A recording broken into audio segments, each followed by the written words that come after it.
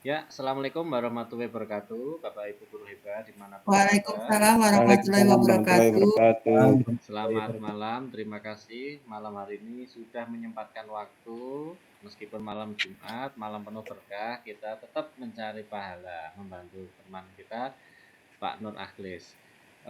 Pada malam hari ini beliau ingin mempresentasikan disiplin positif, di mana ilmu-ilmu beliau akan kita serap, habiskan, sedot. Nah, monggo dalam waktu yang sesingkat-singkatnya Pak Nur Akhlis akan memaksimalkan ilmu yang beliau punyai untuk kita dengarkan, kita catat, dan syukur-syukur bisa kita implementasikan di kelas kita masing-masing.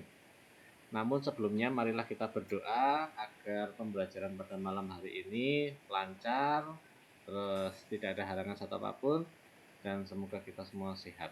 Berdoa dimulai.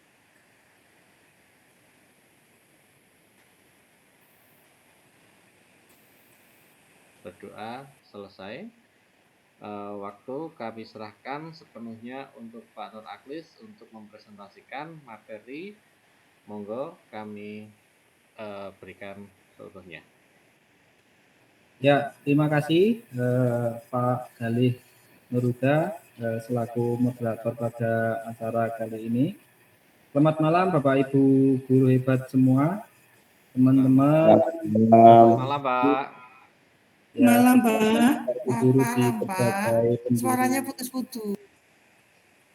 Selamat malam Bapak Ibu guru di berbagai penjuru Temanggung.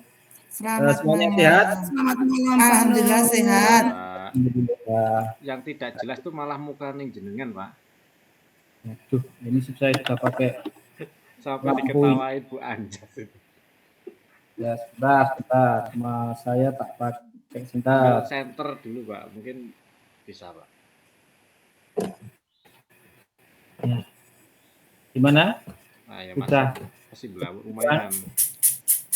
Kurang terang mukanya Pak Nur. Tapi apakah mungkin karena laptopnya yang jadul ya? Mungkin sesuai amal ibadah.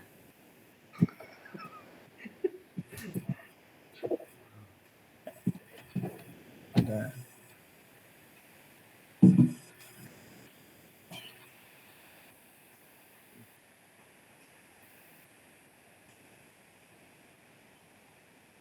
Gimana sudah? Lumayan nggih? Lumayan nggih. Lumayan. Ya. Ya, terima kasih atas masukannya. Kali ini saya akan mencoba memaparkan tentang budaya positif yang kita pelajari di modul 1.4, yang mana modul ini berisi tentang budaya positif yang nantinya akan kita laksanakan bersama di sekolah masing-masing. Nah, pada malam ini saya mengucapkan banyak terima kasih telah meluangkan waktu untuk dapat mengikuti paparan yang telah saya siapkan. Ini bertujuan untuk melaksanakan tugas pada aksi nyata, yang dimana tugas itu adalah tugas dari calon guru penggerak angkatan 8 di Kabupaten Temanggung. Nah, mudah-mudahan dari paparan yang akan saya paparkan bisa menginspirasi Bapak Ibu di sekolah masing-masing, baik itu TK, SD, SMP, maupun SMA. Izin share screen deh.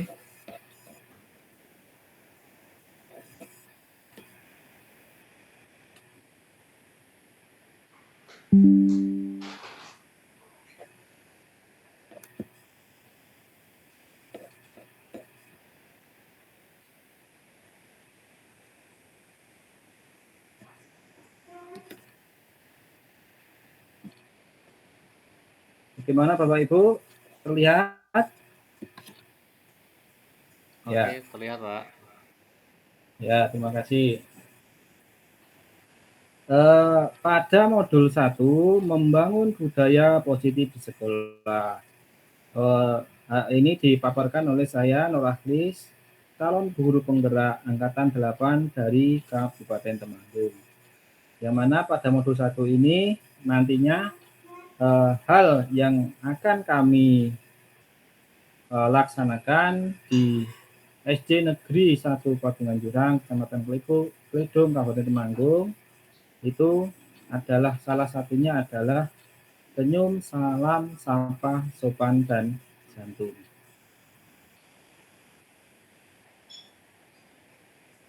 Di dalam budaya positif, pada modul 1 calon guru penggerak itu terdapat 6 materi pokok. Yang pertama adalah budaya positif dan nilai kebajikan universal. Yang kedua adalah teori motivasi, hukuman dan penghargaan. Yang ketiga adalah keyakinan kelas. Yang keempat adalah kebutuhan dasar manusia. Yang kelima adalah 5 posisi kontrol. Yang keenam adalah segitiga restitusi. Kita akan mempelajari satu demi satu pokok-pokok materi ini agar lebih jelasnya. Untuk yang pertama, disiplin positif dan nilai kebajikan universal. Untuk disiplin positif ini pada masa sekarang sesuai dengan profil pelajar Pancasila terdiri dari 5, yaitu adalah beriman, bertakwa kepada Tuhan Yang Maha Esa dan berakhlak mulia. Yang kedua adalah berkebinekaan global. Yang ketiga adalah gotong royong. Yang keempat adalah mandiri. Yang kelima adalah bernalar kritis. Untuk beriman, bertakwa kepada Tuhan Yang Maha Esa dan berakhlak mulia, itu adalah di mana kita selaku pendidik dan selaku siswa di sekolah itu harus mempunyai agama di mana kita berkewajiban untuk memeluk salah satu agama, di mana kita harus percaya dan tak patuh kepada Tuhan Yang Maha Esa. Itu wajib di wilayah negara Indonesia ini. Jadi tidak ada siswa ataupun warga negara Indonesia ini yang tidak mempunyai agama di wilayah ini. Jadi itu sifatnya wajib. Kita harus percaya dan patuh kepada Tuhan Yang Maha Esa yang kita anut. Ada yang beragama Islam, beragama Kristen, dan sebagainya. Itu bentuk ketakwaan kita. Apapun negara, apapun agamanya, yang mana ada 6 agama yang ada di Indonesia ini. Jadi kita harus memeluk salah satu. Wajib itu. Untuk yang kedua, berkebinekaan global. Untuk berkebinekaan global ini, kita bangsa Indonesia itu adalah bermacam-macam suku, bermacam-macam budaya, bermacam-macam agama. Yang mana antara budaya agama satu sama lain harus saling menghormati, saling menghargai. Tidak boleh saling mencemooh, tidak boleh saling menjatuhkan. Jadi warga negara Indonesia harus saling mendukung. Maka dari itu, itulah yang dimaksud dengan kebinekaan global. Untuk yang selanjutnya adalah gotong royong. Untuk gotong royong itu adalah sifat asli dari wilayah Indonesia yang sebenarnya. Yaitu adalah sifat kita bekerja sama, saling tolong menolong antara yang kaya dengan yang miskin, yang tahu dengan yang tidak tahu, yang belum mampu dengan yang mampu. Sifatnya bergotong royong. Hal ini jelas, dengan bergotong royong itu kita membantu. Yang awalnya tidak tahu menjadi tahu, yang awalnya kurang mampu menjadi mampu, dan lain sebagainya. Itu adalah bergotong royong. Tetapi di sini dalam konteks yang positif. Jadi tidak boleh bergotong royong dalam hal yang negatif. Seperti itu. Untuk yang selanjutnya adalah mandiri.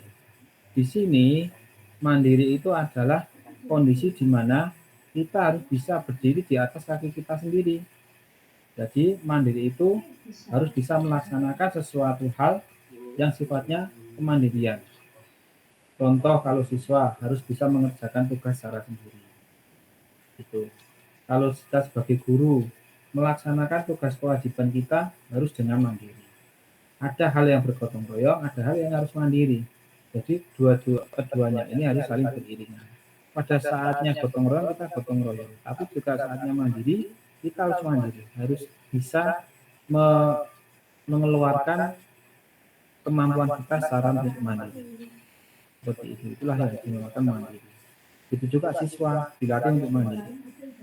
Kalau ulangan, kalau mengerjakan tugas, tes itu harus dilaksanakan secara yaitu hasil buah pikirannya mereka sendiri. Untuk selanjutnya adalah bernalar kritis. Untuk bernalar kritis ini, jadi siswa dituntut untuk lebih bisa kritis dalam memahami soal, memahami apa yang diinginkan oleh guru, dalam hal ini adalah materi-materi, dan dituntut untuk lebih bisa memberikan jawaban-jawaban yang sekiranya kadang guru tersebut tidak terpikirkan oleh itu. Jadi di mana siswa sekarang ini menyesuaikan dengan kodrat zaman dan kodrat alamnya. Jadi kadang pada pertanyaan yang sekiranya belum terpikirkan oleh guru, namun jawaban yang seharusnya diinginkan guru tetapi tidak terjawab oleh siswa. Namun siswa lebih condong kepada hal-hal yang baru. Contoh dengan adanya digital, digitalisasi, dengan adanya IT yang sekarang berkembang. Jadi anak lebih berpikiran lebih kritis. Jika membuat tugas yang sekiranya kita kira sebagai guru itu biasanya dikerjakan secara tertulis, kadang mereka mengerjakan menggunakan media-media IT yang beda sekarang ini. Itu adalah salah satu. Jadi bernalar kritis, menyesuaikan dengan kodrat alam dan kodrat zamannya. Kalau kodrat zamannya seperti itu, kalau kodrat alamnya menyesuaikan dengan hal-hal yang ada di sekitar mereka.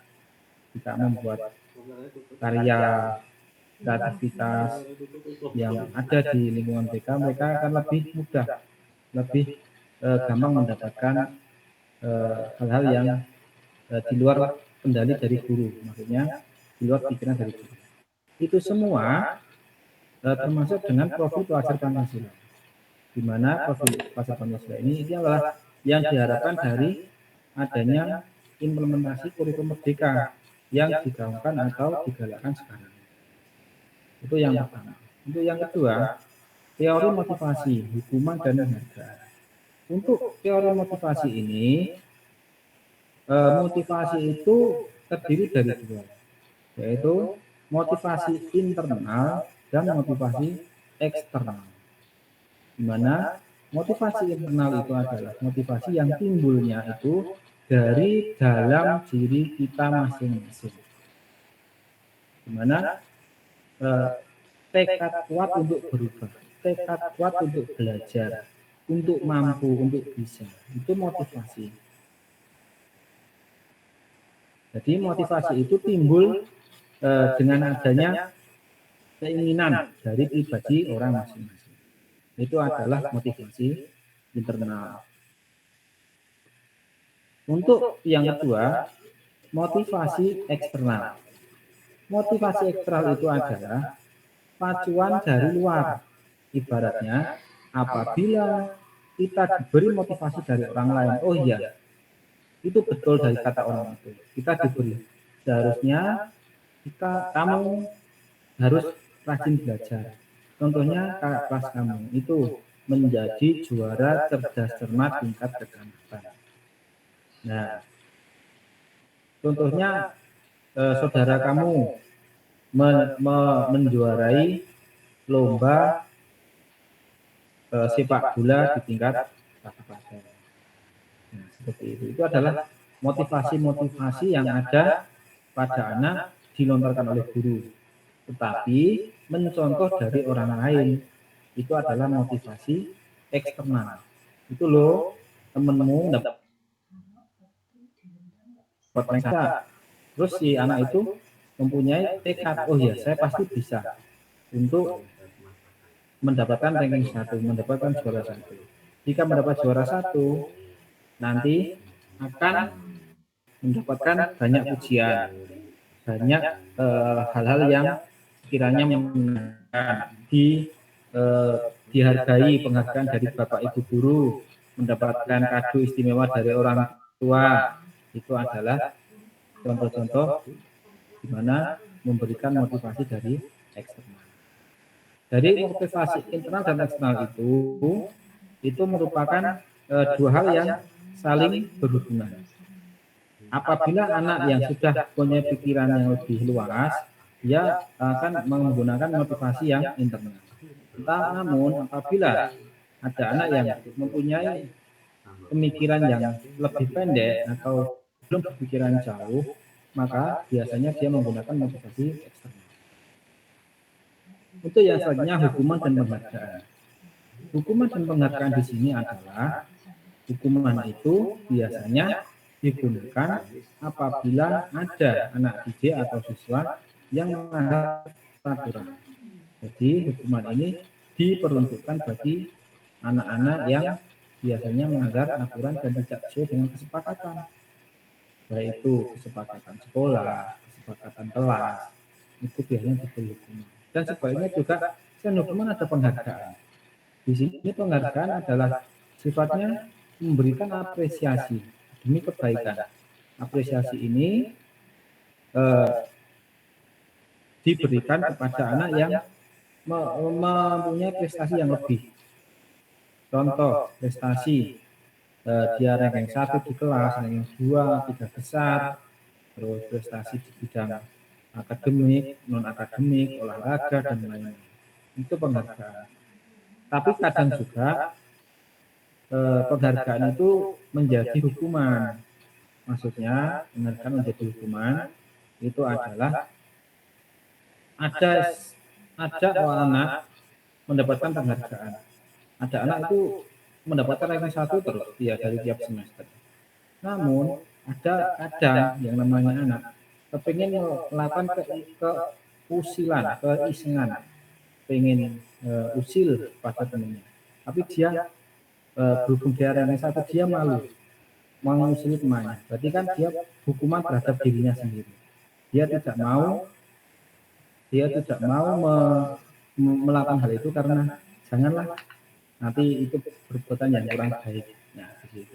Jadi hukuman dan penghargaan ini merupakan suatu tindakan dan konsekuensi yang mana anak apabila melakukan kesalahan itu dihukum dan apabila mendapatkan prestasi itu diberi penghargaan. Namun hukuman di sini pada saat implementasi kurikulum merdeka itu tidak berkenan. Namun dengan adanya konsekuensi.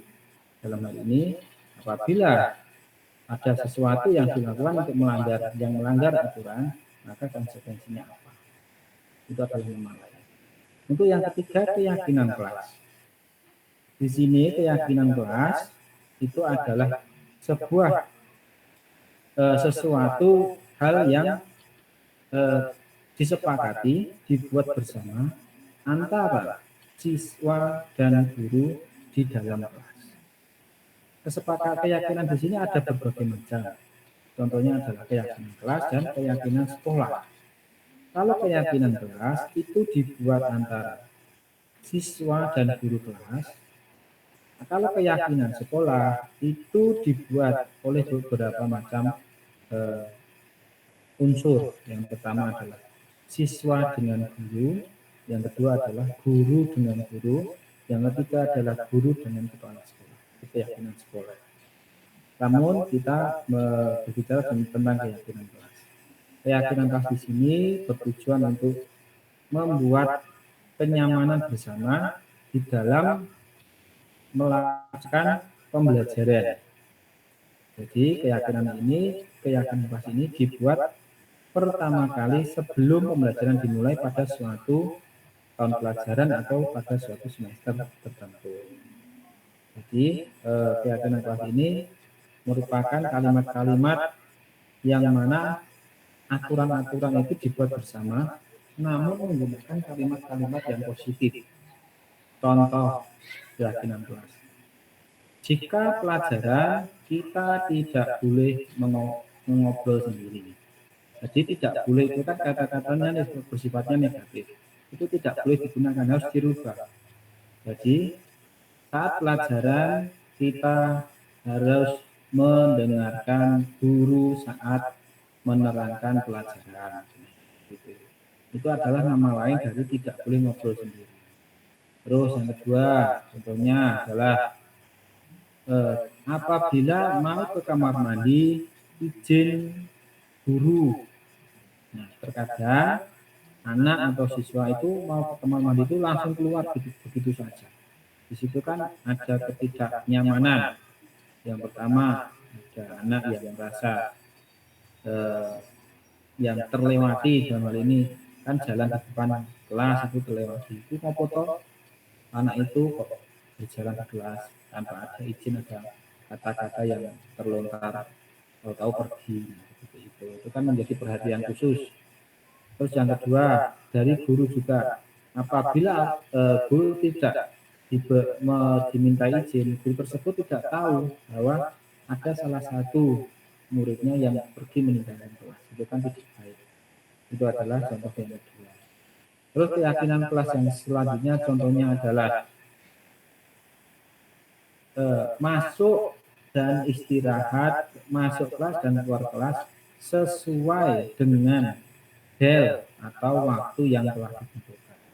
Contoh keyakinan kelas yang di sini adalah masuk pukul 7 pada saat pagi hari dan istirahat pukul 9 di suatu kelas. Nah, di situ baik guru dan siswa itu masuk jam 7 sesuai dengan keyakinan kelas yang telah dibuat bersama. Guru yang masuk jam 7, siswa juga masuk jam 7. Keluar juga sama. Jam 9 keluar istirahat, siswa juga sama. Jam 9 juga istirahat. Apabila ada anak atau guru yang pada saat sebelum jam itu sudah keluar atau meninggalkan kelas, pasti siswa atau guru boleh menegur dengan artian mengingatkan kembali. Gimana Pak keyakinan kelas kita? Gimana Mas keyakinan kelas kita? Seperti itu. Jadi, hal di sini adalah mengingatkan dan membuat nyaman bersama. Itu yang tentang keyakinan kelas. Yang selanjutnya tentang kebutuhan dasar manusia. Kebutuhan dasar manusia itu ada beberapa. Yang pertama adalah kebutuhan untuk bertahan hidup. Yang kedua adalah kasih sayang dan rasa diterima. Yang ketiga adalah kebebasan. Yang keempat adalah kesenangan. Dan yang terakhir adalah penguasaan. Nah, di sini dari kebutuhan dasar manusia itu kita kupas satu persatu. Kebutuhan yang untuk bertahan hidup itu adalah sifatnya badaniyah atau jasad kita, badan kita. Jadi kebutuhan bertahan hidup di sini adalah manusia itu butuh makan, butuh minum, butuh istirahat. Itu adalah kebutuhan dasar manusia untuk bertahan hidup. Jadi apabila dikaitkan dengan pembelajaran, sebelum pembelajaran dimulai, seyogyanya sebaiknya anak itu ditanya, apakah kalian sudah makan anak-anak? Sudah sarapan di rumah anak-anak? Sarapannya pakai apa? Ada pakai sayur, ada pakai telur, dan lain-lain. Kadang ada yang mengatakan, saya pakai mie goreng Pak. Nah, itu adalah salah satu contoh untuk bertahan hidup. Tetapi pasti ada hal yang baik, ada hal yang kurang baik. Contoh untuk sarapan. Di sini guru bisa memberikan informasi, memberikan masukan kepada mereka bahwa ada sarapan yang baik untuk tubuh kita dan juga ada yang kurang baik. Mereka mengatakan ada sayur, ada telur itu itu adalah sarapan yang contohnya yang bagus, yang baik. Namun di sisi lain ada yang mengatakan mie goreng, nah, mie instan, nah itu kan memang untuk kebutuhan hidup untuk makan, namun di situ kurang baik karena itu berbahan pengawet. Itu adalah kebutuhan makan. Begitu juga mau kebutuhan minum, ada yang minum air putih, air teh, air kopi, dan lain-lain, ada yang susu. Kalau untuk SD, anak SD diharapkan itu hanya meminum air putih dan susu ataupun teh. Untuk kopi ya sebaiknya jangan dulu karena belum sesuai dengan usia yang biasanya lazim untuk meminum air kopi seperti itu. Jadi hal-hal seperti ini bisa menjadikan masukan dari guru untuk mereka, untuk siswa-siswi yang ada di sekolah kita. Jadi bertahan hidup itu jasadiah atau jasmaniah kita. Yang kedua adalah kasih sayang dan rasa diterima. Kasih sayang dan rasa diterima di sini adalah di mana apabila mereka datang ke sekolah, mereka diterima oleh Bapak Ibu guru, diterima oleh teman-teman mereka. Kita sebagai guru harus bisa memberikan rasa kasih sayang yang sama, kasih sayang, rasa cinta yang sama. Dalam hal ini adalah kasih sayang, cinta dari guru kepada siswa. Jadi hal-hal yang terkait dengan ciri-ciri mereka, tiap anak mempunyai ciri-ciri khusus, keunikan, itu kita kesampingkan. Contoh, ada anak yang berkulit hitam, berkulit putih, berambut keriting, berambut lurus, bermuka oval, ya, dan lain sebagainya. Itu harus kita bisa memberikan rasa kasih sayang yang sama. Guru tidak boleh milih yang cantik-cantik, yang ganteng-ganteng, yang suka bernyanyi, yang pintar, itu tidak boleh. Itu semuanya harus disamaratakan. Jadi di sini guru harus memberikan rasa kasih sayang yang sama. Jika siswanya ada 20 anak, ya kasih sayangnya juga sama 20 anak. Dan juga itu menjadikan rasa diterima dari mereka. Jadi jika Pak Guru, Bu Guru memberikan rasa kasih sayang, itu juga mempunyai rasa tersendiri dari anak tersebut. Rasa di mana rasa sayang yang mereka terima. Oh Pak Guru, Bu Guru sayang kepada saya, maksudnya murid. Saya diajari dengan bagus, diajari dengan enak, tidak dibentak-bentak. Itu adalah rasa diterima. Oleh siapa? Oleh guru. Maka dari itu rasa kasih sayang dan rasa diterima itu menjadi kebutuhan dasar murid, kebutuhan dasar manusia pada umumnya. Agar apa? Agar mereka bisa belajar dengan baik, dengan sungguh-sungguh, menerima pembelajaran dengan maksimal. Yang ketiga adalah kebebasan. Kebebasan di sini adalah di mana mereka bebas berekspresi, mereka bebas meluapkan kegembiraan, kesenangan mereka, bebas melampiaskan emosional mereka. Jadi anak tidak boleh terbelenggu, tidak boleh terkekang. Di mana di dalam pembelajaran apabila anak ingin mengerjakan tugas, guru harus menyesuaikan dengan keinginan mereka. Ada tugas yang memang anak tersebut menginginkan dengan membuat gambar yang bagus, membuat suatu karya yang unik, itu kita sebagai guru harus memberikan kebebasan, di mana kebebasan itu merupakan hak anak. Namun kebebasan di sini yang sesuai dengan arahan dan instruksi dari guru. Contoh, ada sebuah tugas. Silahkan anak-anak membuat tugas seperti ini, tugas A, untuk nanti hasilnya bisa kalian ekspresikan atau kalian kerjakan, boleh melalui gambar, boleh melalui menggunakan video atau puisi, membuat puisi ataupun tulis tangan atau ketik, itu silahkan. Nah, ini di sini adalah guru memberikan kebebasan anak untuk berekspresi. Yang selanjutnya adalah kesenangan atau fun. Kesenangan di sini diharapkan dengan kebebasan yang diterima oleh anak menjadi happy, menjadi senang. Senang di sini adalah senang dalam belajar. Anak di dalam belajar itu harus dibuat senang karena apa? Karena anak di sini di dalam menerima pelajaran pasti kadang merasa jenuh.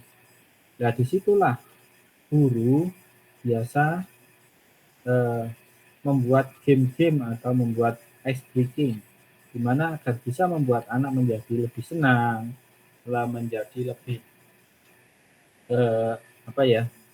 menjadi lebih fokus dan bisa berpikiran atau berpikir secara maksimal.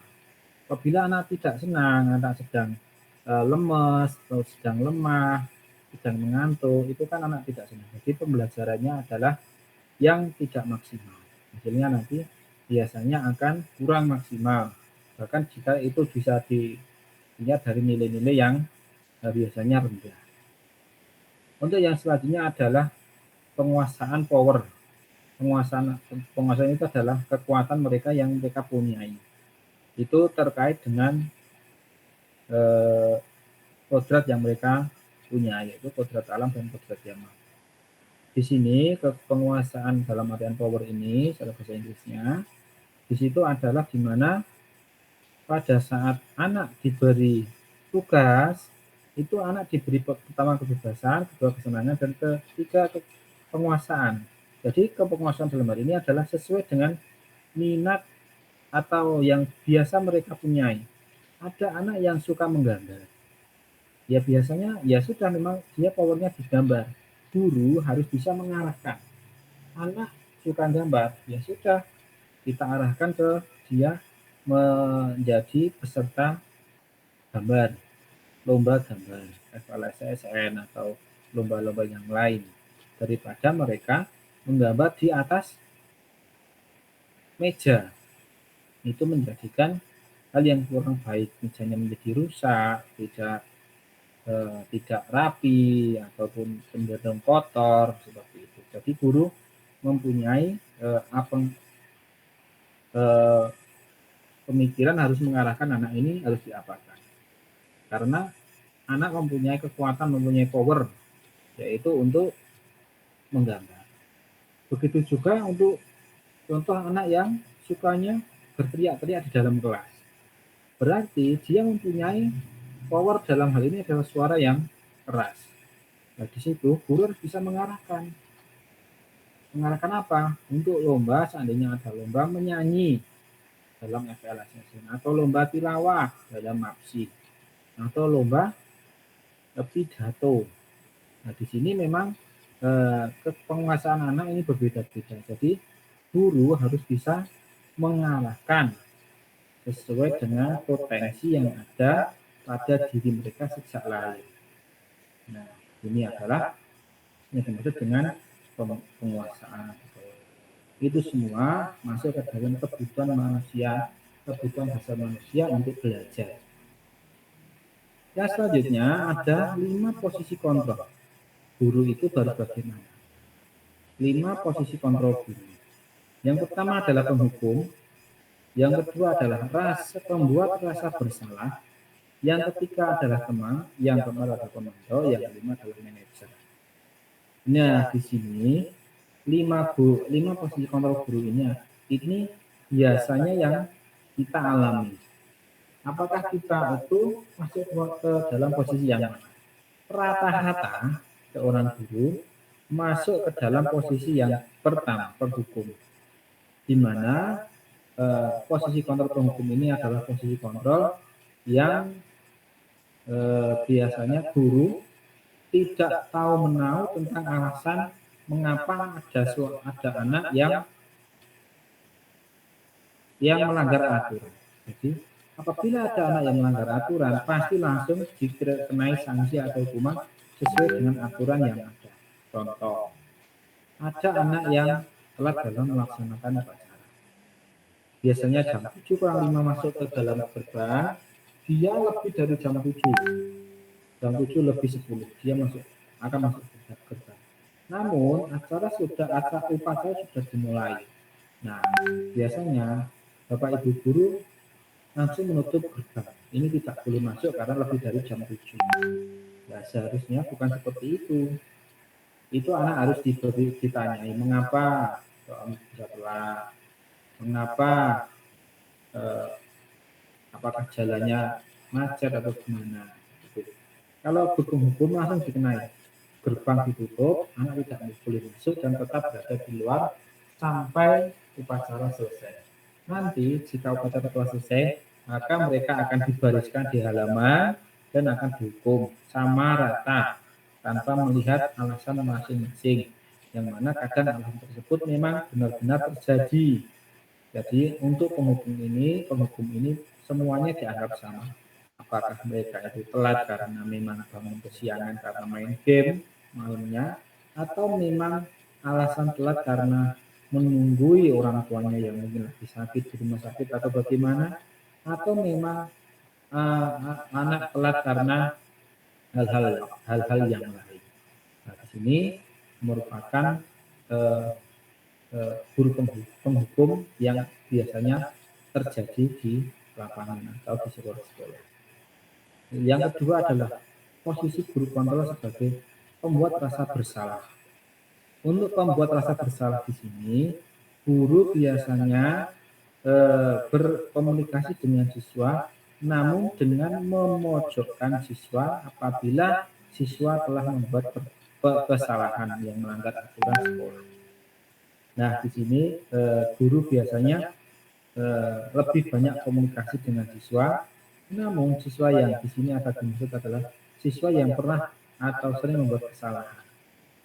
Jadi, guru tidak serta-merta langsung menghukum, namun membuat statement atau komentar-komentar yang membuat rasa bersalah pada anak. Di sini kurang bagus kepada emosional anak, di mana anak jika dibuat rasa bersalah seperti itu menjadikan anak yang sifatnya menjadi pendiam. Oh iya ya, saya bersalah ya. Oh iya ya, itu tidak bagus ya. Nah, di situ. Jadi secara emosional nanti tidak bagus kepada anak. Di sini posisi kontrol guru ini juga tidak bagus atau kurang maksimal. Jadi memojokkan anak, sering memojokkan anak. Yang ketiga, posisi kontrol guru sebagai teman. Nah, di sini posisi kontrol teman ini, guru memang seolah-olah benar-benar menjadi teman dari siswa itu, baik itu siswa yang pintar, siswa yang biasa, ataupun siswa yang nakal. Dalam hal ini adalah siswa yang kreatif. Jadi teman di sini guru harus banyak menggali terkait hal-hal apa yang mereka dapatkan, ya hal-hal apa yang mereka punyai, dan hal-hal apa yang mereka akan lakukan. Kalau hal-hal positif dalam hal ini adalah belajar dan lain-lain, tapi itu bukan menjadi masalah yang serius. Namun kadang yang namanya siswa, namanya anak, itu ada hal-hal yang sekiranya negatif, ingin melakukan sesuatu hal yang sekiranya tidak sesuai dengan nilai-nilai kebajikan. Jadi posisi teman guru sebagai posisi teman di sini punya lebih banyak apa ya, semacam hal yang bagus agar bisa memberikan pengarahan kepada siswa agar jangan berbuat seperti itu, memberikan pengarahan agar hal-hal seperti itu tidak baik. Nah, itu adalah dimana posisi guru sebagai teman. Jadi lebih dekat kepada siswa. Itu adalah posisi teman. Untuk yang selanjutnya adalah posisi guru kontrol sebagai pemantau. Nah, posisi guru kontrol sebagai guru pemantau adalah guru melihat dari jauh terkait sikap, tindakan, perilaku siswa tanpa mendengar ataupun melihat secara langsung kepada siswa. Apakah siswa itu telah melakukan kesalahan atau tidak? Contoh, suatu hari atau suatu waktu, suatu saat ada anak yang keluar dari sekolah, melompat atau keluar dari lingkungan sekolah dengan memanjat dinding. Nah, di sini salah satu guru melihat murid si A itu melompat keluar dari dinding, melewati dinding pembatas sekolah. Namun ternyata kalau ada melihat itu si A itu tadi keluar karena tidak tahu, yang penting dia keluar, itu dilaporkan kepada bapak kepala sekolah atau guru yang lain tanpa melihat alasan. Nah, itu dari guru tersebut sudah bisa memberikan kesimpulan bahwa murid si A itu adalah yang nakal. Contohnya ada pintu yang masih tertutup, namun dia tetap keluar melewati pintu atau tembok yang belum terbuka atau pintu yang belum terbuka. Itu kan menjadikan ada sebuah peraturan yang dilanggar. Oh, ternyata itu sudah dijadikan sebuah kesimpulan tanpa melihat apa yang terjadi, apa yang dialami dari siswa tersebut. Nah, ini kan menjadikan hal yang tidak bagus, tanpa memanggil, tanpa melihat, tanpa mencari alasan, langsung memberikan kesimpulan bahwa si A atau siswa itu tidak bagus, telah melanggar aturan. Ternyata jika sudah ditanyai, sudah diberi kesempatan untuk berbicara, cari keterangannya, ternyata dia hanya mengambil bola yang keluar karena ada teman yang menendang bola terlalu jauh, terlalu tinggi, makanya dia mengambil bola inisiatifnya. Maksudnya itu kan bagus, namun dengan perilaku yang kurang bagus menjadikan pantauan dari guru untuk langsung mengambil kesimpulan. Untuk posisi kontrol ini biasanya itu sifatnya kurang bagus atau lebih baik ditinggalkan. Untuk yang terakhir adalah posisi manajer. Dari posisi-posisi ini yang sangat bagus adalah posisi manajer, di mana posisi manajer guru bisa melihat potensi yang ada pada siswa, guru bisa melihat kekurangan-kekurangan pada mereka, dan di sini guru akan meramu proses pembelajaran seperti apa, yang menyenangkan atau yang bagaimana, terus nantinya bisa menghasilkan produk yang sesuai dengan target yang telah ditentukan, baik itu bagi siswa yang pintar, bagi siswa yang menengah, dan atau bagi siswa yang sedang atau di bawah. Nah, di sini guru itu bisa menjadi seorang teman, jadi juga bisa sebagai seorang perantau. Ini adalah guru manajer sebagai posisi kontrol sebagai manajer. Jadi sifatnya ini guru yang sangat baik, guru yang patut dicontoh, dan di sini guru yang bisa memotivasi. Apabila ada anak yang pintar, bagaimana dia mengarahkan, terus ada anak yang kurang pintar, dalam hal ini adalah sedang, itu juga bisa mengarahkan bagaimana sebaiknya. Itu adalah contoh-contoh dari 5 posisi kontrol guru. Yang terakhir adalah segitiga restitusi. Nah, untuk segitiga restitusi, di sini ada 3 bagian atau 3 langkah yang harus dilaksanakan. Segitiga restitusi ini digunakan untuk mencari solusi apabila ada anak atau suatu tindakan pada anak, baik itu disengaja ataupun tidak disengaja, yang mana melakukan kesalahan, mencederai atau melukai hati dari temannya. Itu ada 3 tahapan. Yang pertama adalah menstabilkan identitas, yang kedua adalah memvalidasi kesalahan, yang ketiga adalah menanyakan keyakinan. Nah, sebagai contoh menstabilkan identitas, jadi suatu ketika ada si Budi dan si Siti, itu mereka sama-sama satu kelas. Nah, pada saat ulangan matematika, si Budi sangat begitu gembiranya dia berteriak-teriak berekspresi bahwa nilainya sangat bagus, yaitu mendapatkan nilai 100. Di mana pelajaran matematika adalah pelajaran yang sangat sulit. Mereka si Budi berekspresi dengan maksimal tanpa memperhatikan kondisi di sekitarnya. Di sisi lain, si Siti merasa sedih, merasa kurang puas dengan adanya nilai tersebut.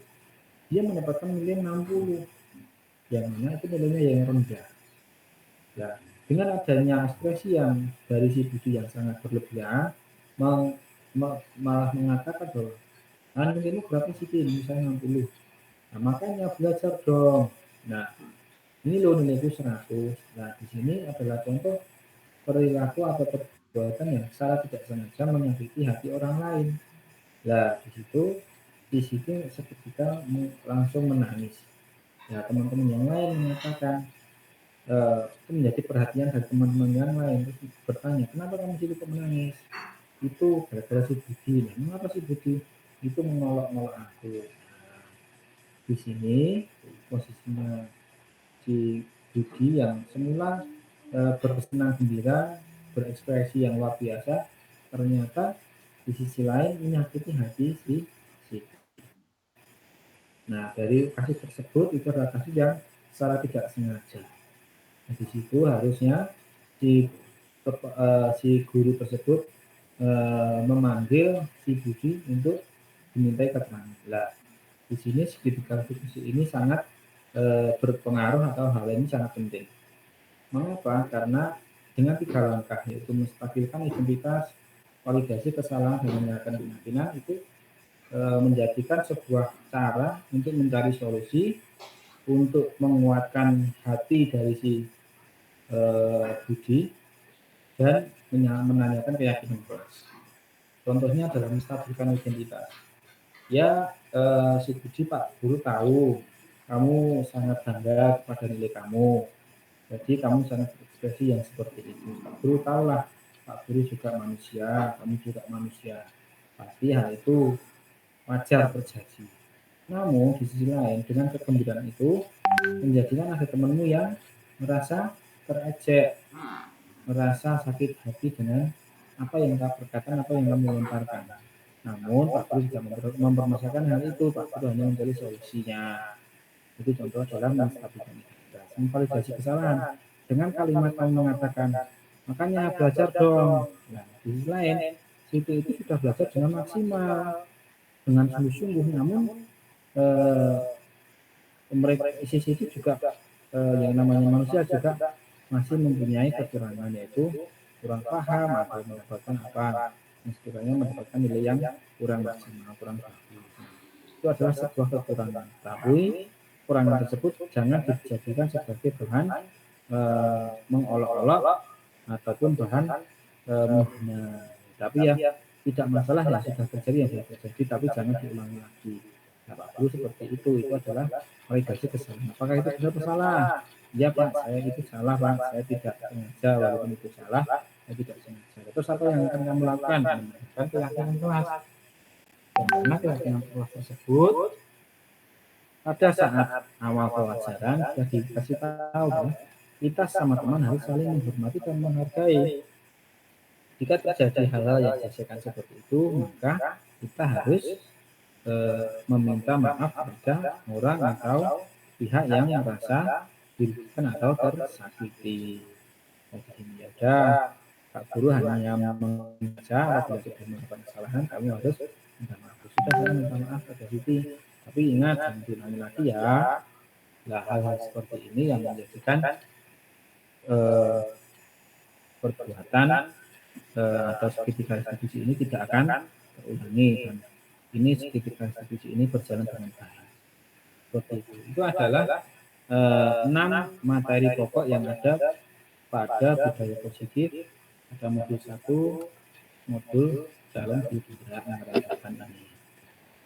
Nah, saya selaku guru SD Negeri Patungan Jurang akan melaksanakan budaya positif.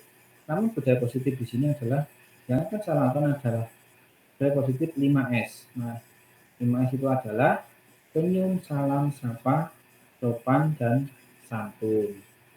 Nah, di sini nanti kita akan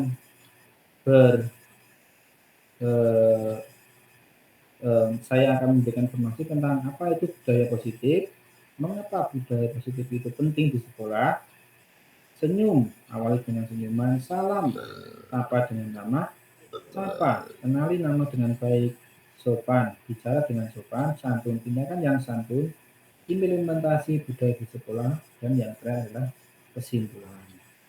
Jadi, salah satu budaya positif yang akan yang dilaksanakan di SD Negeri 1 Bojong adalah salah satunya adalah 5S. Itu senyum, salam, sapa, sopan, dan santun. Apa itu budaya positif? Budaya positif adalah suatu kondisi atau suasana yang menciptakan lingkungan yang baik, ramah, dan menyenangkan. Budaya positif dapat diwujudkan melalui tindakan-tindakan kecil seperti senyuman, salam, sapa, sopan, dan santun, dan juga perilaku-perilaku yang baik. Itu adalah budaya positif. Dalam konteks sekolah, budaya positif dapat diterapkan melalui beberapa cara, seperti memberikan penghargaan pada siswa yang berprestasi, memfasilitasi kegiatan sosial yang melibatkan seluruh siswa, serta menerapkan aturan-aturan yang adil dan transparan. Jadi, budaya positif ini sama halnya dengan keyakinan kelas tadi, ini seiring sejalan bahwa semua aturan itu harus adil, baik itu bagi siswa, bagi guru, dan kepala sekolah. Jadi sama semuanya harus sama. Yang ketiga adalah selain itu, pihak sekolah juga dapat membangun kerjasama yang baik dengan orang tua siswa dan masyarakat sekitar untuk menciptakan lingkungan yang lebih positif dan mendukung perkembangan siswa secara optimal. Nah, dari budaya positif yang dilaksanakan di sekolah, maka nantinya akan mendukung terciptanya lingkungan yang lebih positif dan mendukung perkembangan siswa secara optimal sehingga pembelajaran lebih nyaman, lebih sehat, lebih enak antara guru dan siswa, antara guru dan guru, dan guru dengan kepala sekolah, baik itu untuk siswa, guru, dan lain-lain. Itulah budaya positif. Yang kedua, mengapa budaya positif itu penting? Itu karena dapat mempengaruhi lingkungan belajar yang sehat dan produktif. Dengan menerapkan budaya positif, maka siswa akan merasa belajar merasa lebih nyaman dan termotivasi untuk belajar. Hal ini terbukti dengan kondisi senyum, salam, sapa, sopan, dan santun dalam kehidupan bersekolah, maka akan menjadikan sekolah menjadi lebih nyaman, siswa menjadi lebih enak, lebih terhormat, saling menghormati, saling menghargai di antara siswa dan siswa, dan sebagainya. Selain itu, budaya positif juga dapat membantu mengurangi tingkat kekerasan dan perilaku menyimpang di sekolah. Nah, ini jelas dengan adanya budaya positif seperti ini, 5S ini, maka di antara siswa itu biasanya tidak ada perkelahian atau saling mengejek antar bersama teman, antar kelas, dan lain sebagainya. Jadi semuanya menjadi lebih nyaman, lebih kerasan di sekolah. Untuk yang ketiga, di dalam sebuah penelitian, apabila sekolah yang menerapkan budaya positif memiliki tingkat atensi yang rendah dan tingkat kelulusan yang lebih tinggi dibandingkan dengan sekolah yang tidak menerapkan budaya positif. Nah, di sini dengan budaya positif, maka absensi bagi siswa dan guru biasanya akan lebih disiplin, lebih bagus. Contoh, jika guru dan siswa masuk jam 7 dengan adanya budaya positif ini, maka memang benar absen guru dan siswa terpenuhi dengan budaya positif. Dan yang kedua, terkait dengan kelulusan, jika dengan budaya positif yang diberlakukan di sekolah, yang ada di sekolah, maka dengan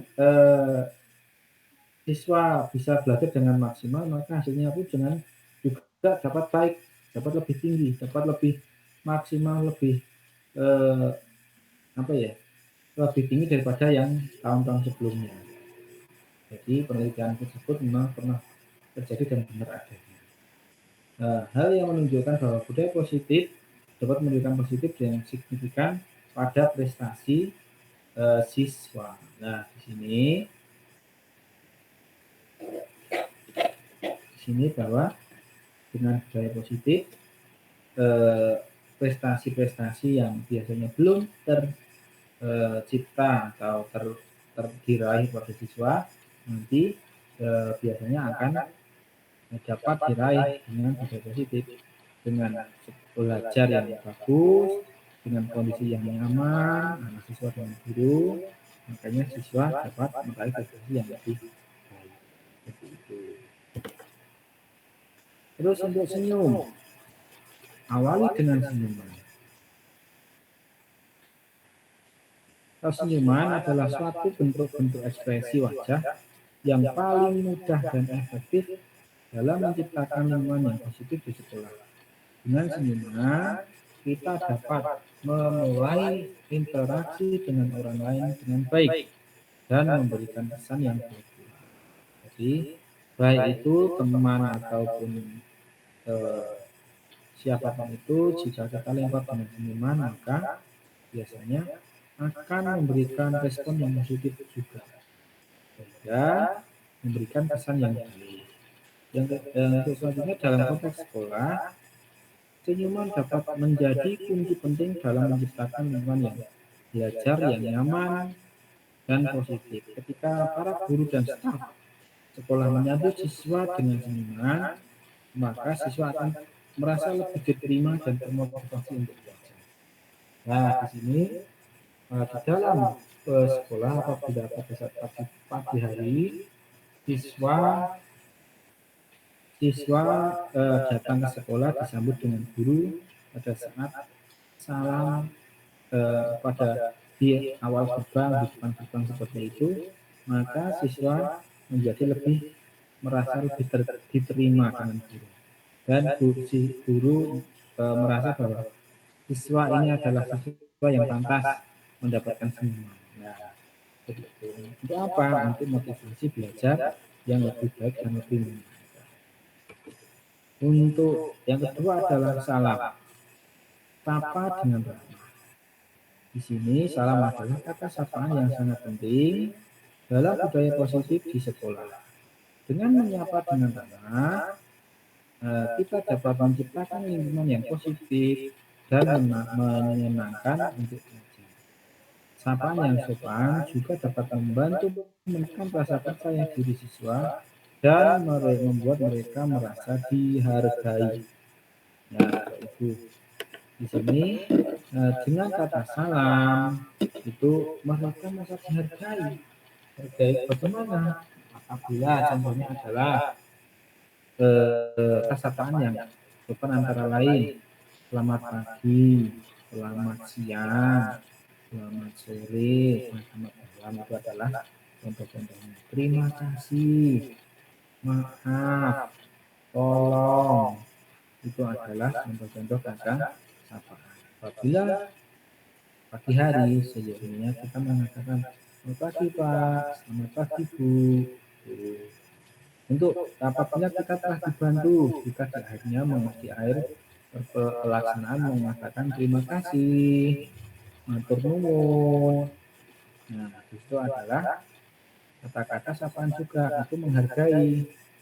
Yang telah ketiga adalah contohnya adalah maaf.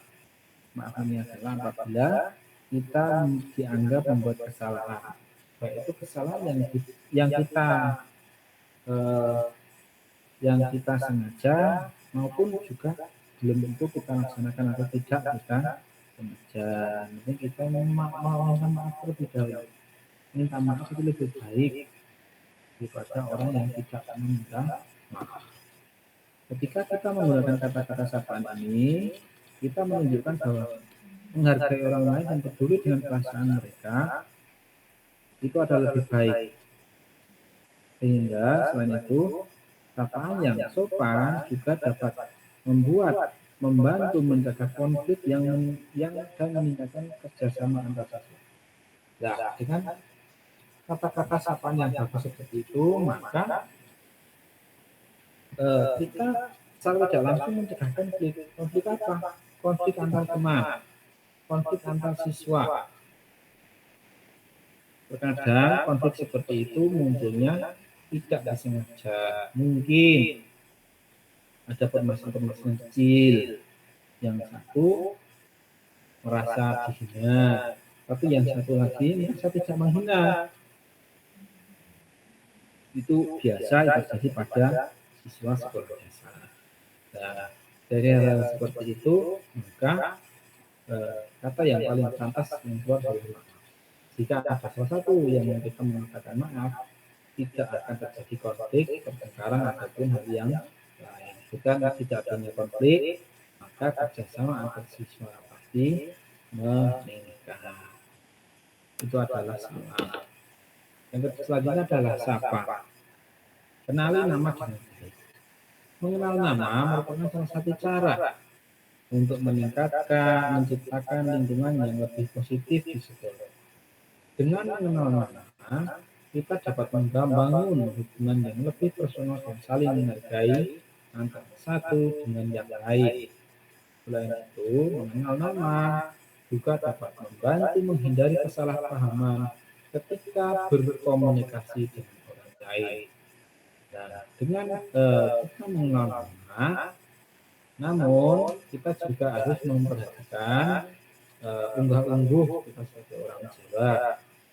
Hal ini sangat kental apabila kita memang sudah mengetahui nama si Rudi katanya. Rudi itu adalah anak kelas 6. Dipanggil si Yudi ataupun teman yang lain anak kelas 4. Maka sebaiknya si kelas 4 itu memanggil nama anak kelas 6 itu dengan panggilan nama Kak atau Mas seperti itu. Dan terus disambung dengan nama yang sebenarnya Mas Budi, Mas Rudi seperti itu. Itu adalah kenali nama dengan baik, sapa, jadi disapa. Terus apabila ketemu dengan orang lain di jalan, kita sapa saja. Monggo, halo, dari mana? Itu adalah kata-kata sapa. Dari mana Mas? Dari mana Bu? Itu adalah salah satu bentuk sapaan yang membuat kita menjadi lebih dekat, lebih kenal, dan mengurangi kesalahpahaman ketika berkomunikasi dengan orang lain. Tidak hanya diam, ataupun dengan mimik wajah yang sekiranya tidak menggunakan orang lain. Itu akan membuat orang lain menjadi berpikiran negatif. Selain itu, kita mengenal nama seseorang, kita juga memberikan perhatian dan penghargaan pada orang tersebut. Hal ini akan membuat orang tersebut merasa dihargai dan diterima di lingkungan sekolah. Jadi rata-rata anak sekolah itu dari satu kelas, satu sekolah itu kenal semua. Makanya biasanya kalau anak yang sudah kenal semua, mereka merasa dihargai, mereka merasa diterima menjadi teman. Namun sebaliknya, apabila ada yang tidak kenal atau tidak mau bersatu dengan teman yang lain, maka teman lain juga sama, tidak mau mengenal dan tidak mau menghargai. Biasanya itu berlanjut ke tidak mau menerima.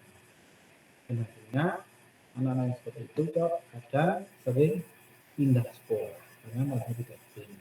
Itu bukan berarti tidak diterima, tapi dia sendiri yang tidak bisa membaur atau mengenal dengan orang yang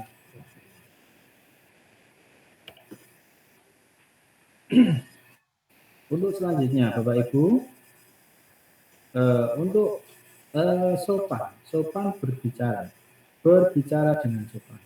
Berbicara dengan sopan adalah salah satu cara untuk menciptakan lingkungan yang positif di sekolah. Dengan berbicara dengan sopan, kita dapat menunjukkan rasa hormat dan menghargai orang lain. Contohnya adalah bagaimana berbicara dengan sopan dapat membantu menciptakan lingkungan yang positif di sekolah juga dengan tidak menggunakan kata-kata kasar atau menyindir saat berbicara dengan teman atau guru. Nah, di sini sebisa mungkin kita sebagai teman, siswa dengan siswa, memberikan informasi atau memberikan pengarahan kepada siswa apabila mengundang atau memanggil teman itu dengan kata yang sopan, dengan kata-kata yang sopan, tidak dengan kata kasar atau lagi dengan kata-kata atau nama orang tuanya. Itu adalah kata-kata yang sangat tidak sopan. Maka dari itu tidak dianjurkan, tidak menghormati, tidak menghargai orang lain. Itu tidak boleh. Itu menyalahi aturan profil Kelas Pancasila. Yang mana itu tidak benar. Jadi kita sebagai siswa, sebagai guru harus bisa menciptakan lingkungan yang positif dengan tidak menggunakan kata-kata yang kasar atau menyindir saat berbicara dengan teman ataupun dengan orang lain. Yang ketiga selanjutnya adalah santun. Santun adalah tindakan. Tadi sopan itu adalah perbuatan, untuk santun adalah tindakan. Santun adalah sebuah tindakan yang sangat penting dan menciptakan lingkungan yang positif di sekolah. Dengan berperilaku santun, kita dapat menunjukkan rasa hormat dan menghargai orang lain. Contohnya, dari suatu tindakan adalah dengan memberikan salam atau ucapan terima kasih ke seseorang yang telah membantu kita. Jadi, kita harus memberikan ucapan terima kasih pada siapapun yang telah membantu kita. Itu merupakan contoh tindakan yang santun. Selain itu juga dapat menunjukkan santun dengan mendengarkan dengan baik saat orang yang lain lagi berbicara dan tidak mengganggu ketika ada orang lain yang sedang berbicara. Nah, itu adalah salah satu contohnya. Biasanya pada saat sekarang ini orang yang sudah biasa menggunakan HP zaman era digital, di mana HP di bawah kemana. Ada orang berbicara, suatu orang biasa, namun orang tersebut yang berbicara itu mendengarkan tapi tidak fokus atau tidak melihat dari orang yang berbicara yang menghadap tersebut, malah dia itu cenderung melihat bermain sambil bermain HP. Itu adalah menandakan bahwa orang itu kurang santun dalam mendengarkan pertanyaan atau kalimat yang melontar dari orang lain. Itu tidak boleh, itu tidak santun namanya. Dan tidak mengganggu ketika orang lain sedang berbicara. Contoh si A dan si B sedang berbicara. Terus si C ingin berbicara tapi dengan si B. Tanpa rasa permisi dan rasa bersalah langsung meminta atau menanyakan sesuatu pada si B. Nah, itu adalah contoh dari suatu perbuatan yang tidak santun. Nah, di sini itu tidak boleh, itu harus dihindari. Jadi, perbuatan atau tindakan seperti itu jangan ditunjukkan, jangan diinformasikan kepada orang lain bahwa itu adalah perbuatan yang salah. Terus selanjutnya untuk kesimpulan bisa diambil 4 macam dari kegiatan yang tadi yang saya paparkan. Yang pertama adalah budaya positif dapat membantu menciptakan lingkungan belajar yang kondusif dan menyenangkan bagi guru dan siswa. Yang kedua, dengan senyum, salam, sapa, sopan santun, kita dapat menciptakan lingkungan di sekolah yang positif. Dan selanjutnya, yang ketiga, dengan implementasi budaya positif di sekolah dapat dilakukan dengan memberikan pelatihan kepada guru dan siswa, perkenalan nilai-nilai positif di sekolah, dan melibatkan orang tua dalam proses pembelajaran. Jadi sehingga budaya positif ini diterima oleh semua stakeholder ataupun yang berkepentingan di dalam pendidikan sekolah tersebut. Dan yang terakhir adalah dengan budaya positif dapat meningkatkan dalam kinerja siswa dan kepuasan guru. Nah, di situ Bapak Ibu ada 4 kesimpulan, yang mana kesimpulan ini semuanya berhubungan dengan 5S. Dengan 5S ini senyum, salam, sapa, sopan santun dapat meningkatkan budaya positif di lingkungan dan yang berefek pada komunikasi guru dengan guru, guru dengan siswa menjadi lebih baik. Demikian Bapak Ibu yang bisa kami sampaikan. Apabila ada kekurangan saya mohon maaf, dan waktu saya kembalikan kepada moderator. Untuk Pak Galih, Bapak Ibu semua.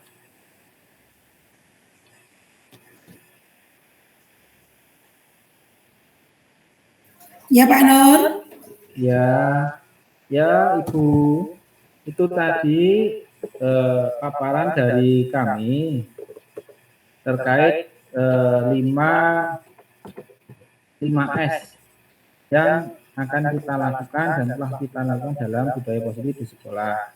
Itu diambil dari budaya positif pada modul 1 Ibu Bufat.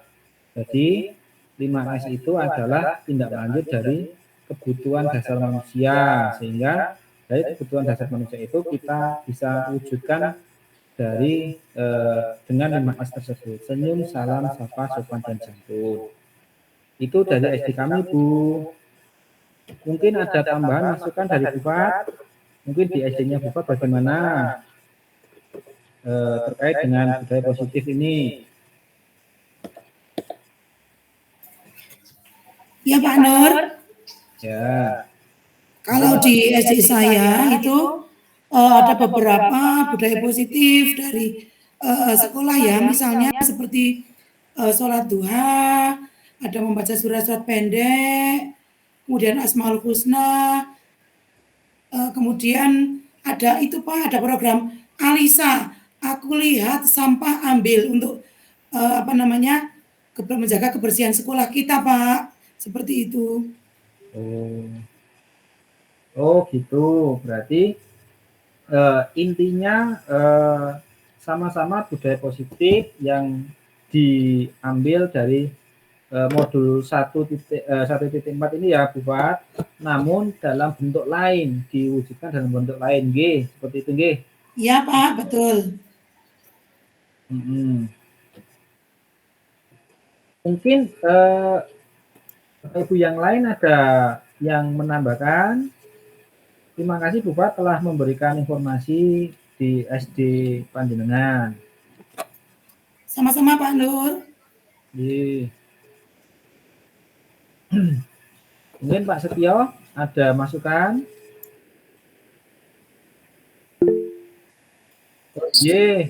Monggo Bu Anjas. Oh iya. Ya, Pak. Ini Pak, terima kasih waktu yang diberikan saya. Kalau budaya positif itu saya lihat hampir semua SD itu sekarang sudah menerapkannya. Cuma yang perlu diperhatikan itu konsistensinya, Pak. Terkadang kalau baru ada program-program apa itu sok rajin gitu ya. Tapi kadang sudah mulai programnya selesai gitu, kadang sok mulai meletre gitu, Pak. Jadi konsistensinya agak kurang. Jadi kalau bisa budaya itu yang benar-benar budaya, bukan hanya sekedar slogan-slogan yang tertempel di sana sini itu Pak menurut saya. Terima kasih, dari saya itu saja. Ya, berarti intinya konsistensi atau harus dilakukan secara terus-menerus ya Bu. Ya, itu leres Pak Nur. Ya, itu menjadi PR kita bersama selaku guru. Jadi yang namanya budaya itu adalah hal yang positif yang harus dilakukan secara terus-menerus oleh siapapun yang ada di lingkungan yang sama. Contoh kalau seandainya di sekolah ya kita sebagai guru ya sudah sudah diprogramkan itu harus dilakukan siapapun gurunya dan kapanpun waktunya selama program itu masih berjalan. Ya, terima kasih Bu Anjas atas masukannya. Untuk Pak Setio lagi, monggo. Apa Pak Galih? Oh, Pak Galih dulu. Ya. Oh, Pak Setia dulu ya, yang sudah. Ya, silakan Pak Ya, Setia. ya terima kasih Pak Nur untuk waktunya. Untuk budaya positif itu kalau di sekolah kami itu ada yang rutin setiap hari dan ada yang mingguan ya. Kalau yang rutin 5S eh, itu kami budayakan secara rutin ya. Kami setiap pagi selalu saling menyapa antara guru dan murid, murid dengan teman-temannya, dan guru juga memberikan support yaitu dengan menyambut kedatangan siswa itu setiap pagi kami lakukan. Jadi secara bergiliran nanti ada guru piketnya, nanti yang guru piket itu bertanggung jawab untuk menyambut kedatangan siswa di pagi hari sambil menanyakan kabarnya, sambil menanyakan keadaannya bagaimana dan seperti itu. Terus untuk yang mingguannya kami fokuskan di hari Jumat. Jumat pertama itu biasanya kultum, Jumat kedua pembacaan Asmaul Husna dan surat-surat pendek, Jumat ketiga itu jamaah sholat duha, terus Jumat keempat itu Jumat bersih. Terus yang setiap hari, setiap Jumat dilakukan itu ada tambahan satu lagi untuk sekolah kami, itu mengadakan Jumat berkah. Kami mengadakan menyediakan jenis-jenis makanan, sembako di depan sekolahan yang diperuntukkan untuk masyarakat sekitar. Dan di situ keterlibatan siswa dan guru untuk memberikan dan menyediakan Jumat berkah. Mungkin hampir sama Pak Nur, di semua sekolahan sudah melaksanakan budaya positif tersebut, namun memang harus dijaga untuk eksistensinya itu. Terima kasih Pak Nur. Iya, terima kasih Pak Setia Adi Santoso telah berbagi cerita yang mana budaya positif juga sudah dilakukan dan berbagai macam program dari sekolah itu, kayak Jumat 1, Jumat 2, Jumat 3, Jumat 4 itu berbeda-beda. Namun hal tersebut tidak menjadi permasalahan, yang penting dilaksanakan dengan konsisten, ya. Jadi dengan adanya hal seperti ini kan kita saling berbagi informasi, berbagi hal yang kebaikan, yang mana tentunya nanti akan kita sampaikan atau kita laksanakan di sekolah kita masing-masing, dan ujungnya pada anak didik menjadi lebih berkarakter dan lebih mawas diri dalam berkehidupan. Monggo Pak Galih, silahkan. Ya, terima kasih Pak Nur yang sudah memberikan kesempatan.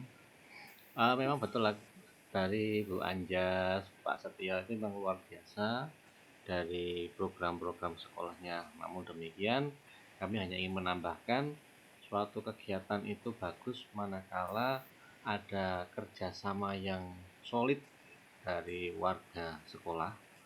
Selain itu juga perlu diadakan kontrol, atau misalnya tadi sudah dibuatkan oleh program, kalau hanya program, kalau tidak ada kontrolnya atau pemantaunya juga sepertinya kurang maksimal, dan sangat penting juga didokumentasikan, di mana dokumentasi ini sangat penting, di mana ketika ditanyakan apakah pernah dilaksanakan program S5, 5S, pernah, sudah, nah buktinya mana?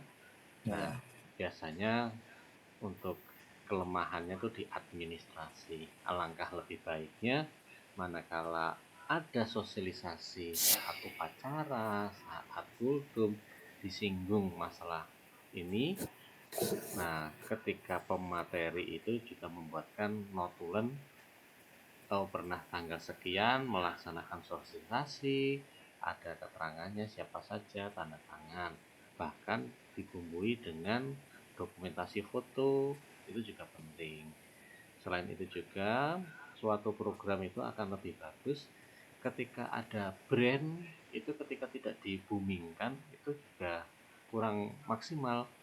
Mungkin tadi ada kegiatan Jumat Berkah, coba Pak Setio didokumentasikan, bukan ini masalah pamer atau tidak, memang ini ajang dunia kita sekarang seperti ini. kita syiar kebaikan. Kalau mereka berpikir kita pamer, ya silahkan, tergantung sudut pandang mereka yang iri. Tapi kalau memang kita sudut pandangnya positif, ini memang untuk mempromosikan sekolah dari Pak Setio ini mempunyai program yang oke, program unggulan, di mana adanya kegiatan-kegiatan positif ini selain dari guru, siswa pun juga diajak nyempuyung seperti itu. Untuk apa? Untuk masyarakat. Ketika masyarakat sudah sangat percaya, tentu saja efeknya saat mencari siswa baru atau PPDB tidak kesulitan seperti itu. Tidak, misalnya ada satu desa atau satu tempat seperti di tempat kami ada SD, ada MI. Biasanya ini jadi masalah yang klasik seperti itu. Jadi bagaimana caranya sekolah negeri itu eksis di dalam menjaga kepercayaan dari masyarakat seperti itu. Terima kasih Pak Nur, yang bisa saya sampaikan seperti itu. Ya, terima kasih Pak Gale atas masukan dan sarannya. Memang betul, selain itu program itu harus dilaksanakan, diprogramkan, terus dieksekusi secara bersama-sama, yaitu dengan adanya kerjasama dan kolaborasi antar guru, kepala sekolah, dan siswa pada intinya. Jadi program-program itu harus dilaksanakan secara bersama-sama. Terus yang kedua, jika program sudah dilaksanakan, harus ada pihak yang memantau atau mengingatkan apabila ada yang lupa ataupun ada yang tidak terlaksana. Itu ada pihak lain yang memantau. Dalam hal ini mungkin dinas terkait atau pengawas atau pihak dari eksternal itu komite dan lain-lain. Terus yang paling bisa menjadi bukti konkret itu adalah dokumentasi. Itu betul sekali. Jika sebuah program sudah dilaksanakan, sudah disosialisasikan, sudah dinikmati bersama, apabila tidak didokumentasikan, itu adalah suatu, ibarat kata itu kalau makanan mubazir. Jadi semua kegiatan kita yang kita lakukan seyogyanya, sebaiknya itu kita dokumentasikan. Memang betul, itu memang bisa dikategorikan pamer, tapi dalam hal ini adalah pamer yang baik. Bukan berarti pamer dalam hal memberi berapa kepada siapa, itu tidak. Namun di sini adalah pamer kegiatan hal yang baik, yang mana kegiatan tersebut bisa ditiru oleh orang lain dan pihak lain, dalam hal ini adalah sekolah-sekolah yang lain. Jadi semua ini yang program yang sudah dilaksanakan oleh Bapak Ibu di sekolah masing-masing itu merupakan sebuah tindak lanjut dari kebutuhan dasar manusia, yaitu terkait sama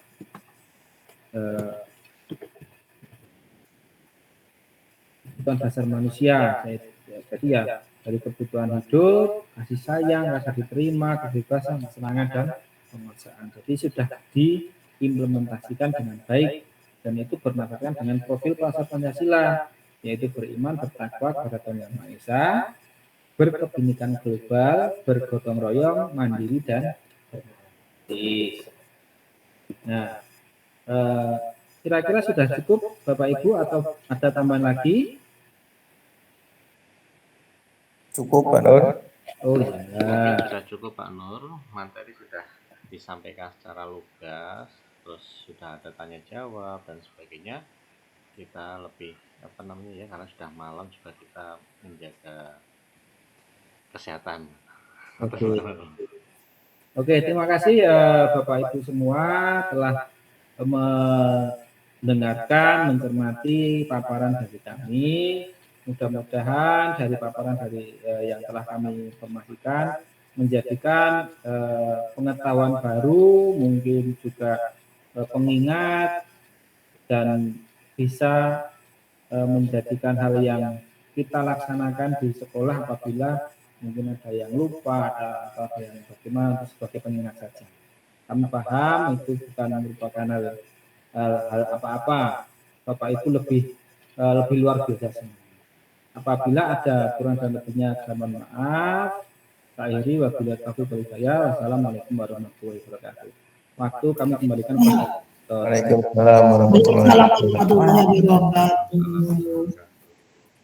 Terima kasih kita Bapak Ibu guru hebat sudah meluangkan waktu, kami ucapkan terima kasih telah mendengarkan pemaparan materi dari Bapak Nur Akhlis, di mana membawakan suatu materi yang luar biasa, disiplin positif yang mana mungkin bisa membuat kita terinspirasi mau mencontoh ataupun nanti diimplementasikan di kehidupan kita sendiri, bahkan ke siswa-siswa kita di sekolah kita tercinta. Ya, terima kasih. Untuk menutup pada acara malam ini kita tutup dengan berdoa ya Bapak Ibu Guru. Setuju? Ya Pak. Marilah kita luangkan sebentar untuk doa penutup. Berdoa dipersilahkan.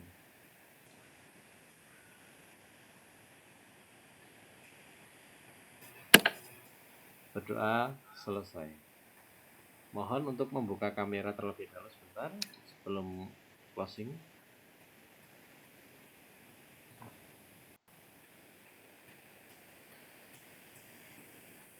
Yang lain bagaimana, Bu Fat? Mungkin sinyal Pak, tidak apa, sudah mewakili Pak. Karena malam sudah tidak berjilbab lagi juga, maklum. Terima kasih untuk Pak Setio, Bu Anyas, Bu Fat, Bu Santi, Bu Yuli, Bu Siti, dan Kurnia, serta Bu Dewi yang senantiasa kita saling berbagi ilmu. Kami dalam membawakan acara seperti ini, mohon maaf bila ada kesalahan, entah itu dalam berbicara karena kecapean mungkin ya sama semuanya. Kita saling memahami. Terima kasih ilmunya Pak Nur Khalis dan terima kasih Bapak Ibu sudah meluangkan waktunya. Wassalamualaikum warahmatullahi wabarakatuh. Waalaikumsalam warahmatullahi wabarakatuh.